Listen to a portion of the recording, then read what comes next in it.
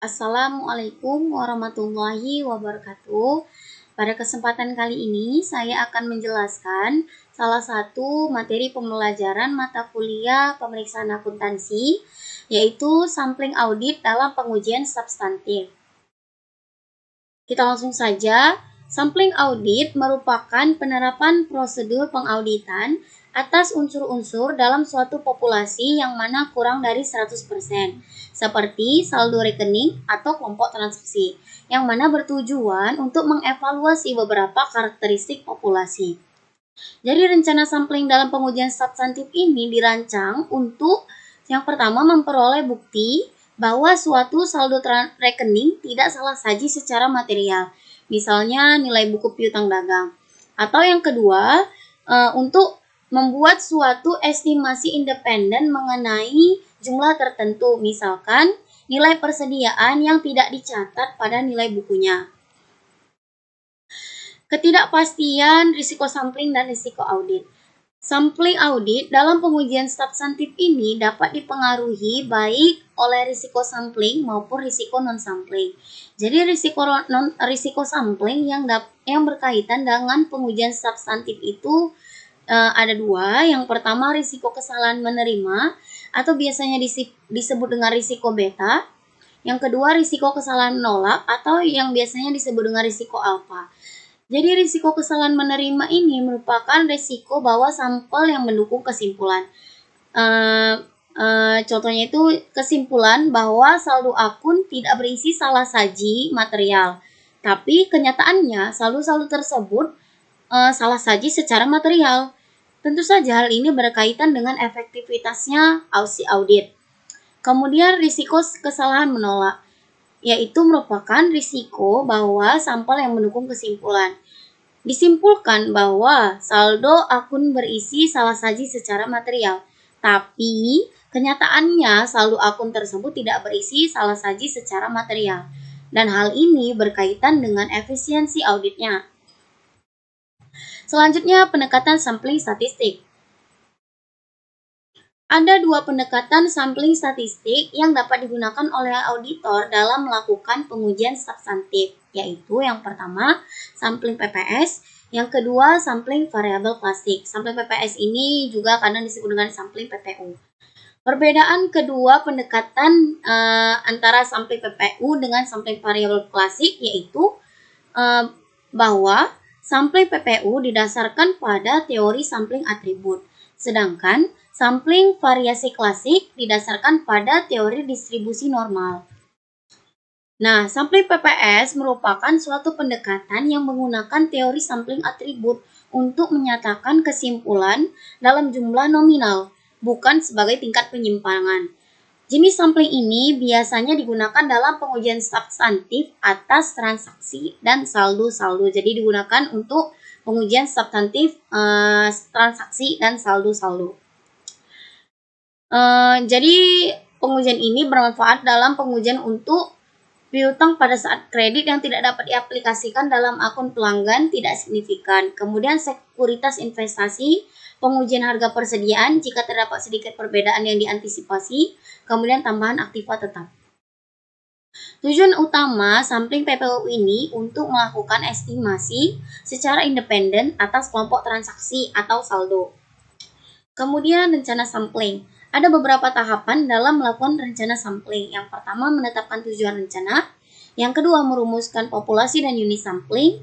Yang ketiga, menentukan ukuran sampel. Yang keempat, menentukan metode pemilihan sampel. Yang kelima, melaksanakan rencana sampling. Dan yang keenam, mengevaluasi hasil sampel atau ini merupakan tahap yang terakhir. Jadi menentukan tujuan rencana sampling. Tujuan rencana sampling PPU yang paling umum adalah untuk mendapatkan bukti bahwa saldo akun yang dicatat tidak salah saji secara materialnya. Asersi laporan keuangan tertentu yang mempengaruhi bukti sampel yang dipakai bergantung pada prosedur yang dipakai untuk item sampel tersebut. Kemudian menetapkan populasi dan unit sampling. Populasi terdiri dari kelompok transaksi atau saldo akun yang diuji. Untuk setiap populasi, auditor harus memutuskan apakah semua unsur akan dimasukkan. Sebagai contoh, ada 4 populasi apabila populasi didasarkan pada saldo akun dalam buku besar piutang usaha, yaitu semua saldo debit, saldo kredit, dan saldo nol. Unit sampling dalam PPS adalah dolar itu sendiri dan populasinya adalah jumlah dolar yang sama dengan total dolar pada populasi tersebut. Kemudian menentukan ukuran sampel. Rumus untuk menentukan ukuran sampel dalam sampling PPU yaitu N sama dengan BV dikali RF dibagi TM dikurang dari perkalian AM dikali dengan EF, di mana BV merupakan nilai buku populasi yang diuji, RF faktor reliabilitas untuk risiko kesalahan penerimaan, TM salah saji yang dapat ditoleransi, AM salah saji yang dapat diantisipasi, dan EF faktor ekspansi untuk salah saji yang dapat diantisipasi. Kemudian menentukan metode pemilihan sampling. Metode pemilihan yang paling sering digunakan dalam sampling PPU adalah pemilihan sistematis. Metode ini memisahkan total populasi dolar ke dalam interval yang sebanding dengan dolar. Dengan demikian, interval sampling yang dapat dihitung dengan cara sebagai berikut, yaitu SI sama dengan BV dibagi dengan N. Kemudian tahap yang selanjutnya yaitu melaksanakan rencana sampling. Pada tahap rencana ini, auditor menerapkan prosedur auditing yang sesuai untuk menentukan nilai audit setiap unit logis yang ada dalam sampel. Ketika terjadi perbedaan, auditor mencatat nilai buku dan nilai auditnya dalam kertas kerja. Informasi ini kemudian digunakan untuk memproyeksikan salah saji total dalam populasi. Dan langkah yang terakhir yaitu mengevaluasi hasil sampel. Dalam mengevaluasi hasil sampel, auditor menghitung batas atas salah saji atau UML dari data sampel dan membandingkannya dengan salah saji yang dapat ditoleransi dalam perancangan sampel. Batas atas salah saji ini dapat dihitung dengan cara sebagai berikut, yaitu UML sama dengan PM ditambah ASR atau ASR sama dengan BP ditambah IA. Kemudian sampling variabel klasik. Jadi dalam pendekatan ini, teori distribusi normal digunakan dalam pengevaluasian karakteristik populasi berdasarkan hasil sampel yang digambarkan dari populasinya. Sampling variabel klasik ini bermanfaat bagi auditor pada saat tujuan audit berkaitan dengan kemungkinan kurang saji atau lebih saji dari saldo akun dan keadaan lain ketika sampling PPU tidak tepat atau tidak efektif. Jadi sampling variabel klasik ini digunakan ketika kemungkinan kurang saji atau lebih saji dari saldo akun yang tercatat, atau pada saat kondisi ketika sampling PPU ini tidak tepat atau tidak efektif digunakan, maka dapat menggunakan sampling variabel klasik. Kemudian estimasi min per unit atau MPU. Sampling estimasi MPU mencakup penentuan nilai audit untuk setiap item dalam sampel. Rata-rata nilai audit ini kemudian dihitung dan dikalikan dengan jumlah audit dalam populasinya. Ditemukan pada estimasi total nilai populasi. Cadangan sampling yang berkaitan dengan estimasi ini juga dihitung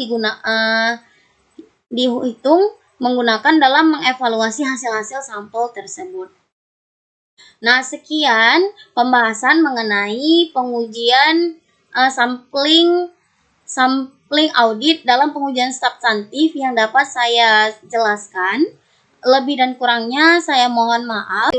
Wabillahi taufiq wa hidayah. Wassalamualaikum warahmatullahi wabarakatuh.